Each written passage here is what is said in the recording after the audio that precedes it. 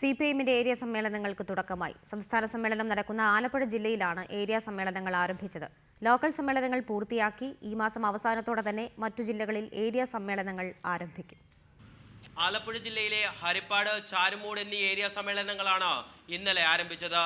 അടുത്ത മാസം 15-ന് മുമ്പ് ജില്ലയിലെ ബാക്കി 13 ഏരിയ സമ്മേളനങ്ങളും പൂർത്തിയാകും.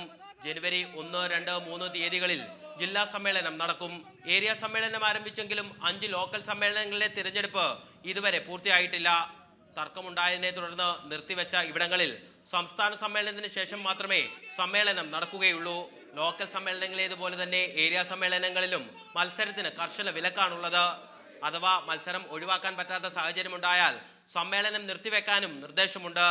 സംസ്ഥാന സമ്മേളനത്തിന് ശേഷമേ ഇവിടങ്ങളിലും തിരഞ്ഞെടുപ്പ് നടക്കൂ. മുൻ വർഷങ്ങളിലേതുപോലെ ജില്ലയിൽ വിഭാഗീയത ഇല്ലെന്നുള്ളത് നേതൃത്വത്തിന് ആശ്വാസം നൽകുന്നുണ്ട്. വിഭാഗീയതയെ തുടർന്ന് കഴിഞ്ഞ തവണ 40-ലധികം ലോക്കൽ സമ്മേളനങ്ങൾ ആലപ്പുഴ ജില്ലയിൽ നിർത്തിവെക്കേണ്ടി വന്നിരുന്നു. ജില്ലാ സമ്മേളനം പൂർത്തിയാകുന്നതോടെ മുഴുവൻ പാർട്ടി സംവിധാനങ്ങളും സംസ്ഥാന സമ്മേളനത്തിന് തയ്യാറെടുപ്പിലേക്ക് കടക്കും. ഫെബ്രുവരി 20 മുതൽ 24 വരെ ആലപ്പുഴയിൽ നടക്കുന്ന സംസ്ഥാന സമ്മേളനത്തിന്റെ സ്വാഗത സംഘം രൂപീകരണം ഈ മാസം 26-ന് നടക്കും. റിപ്പോർട്ടർ, ആലപ്പുഴ.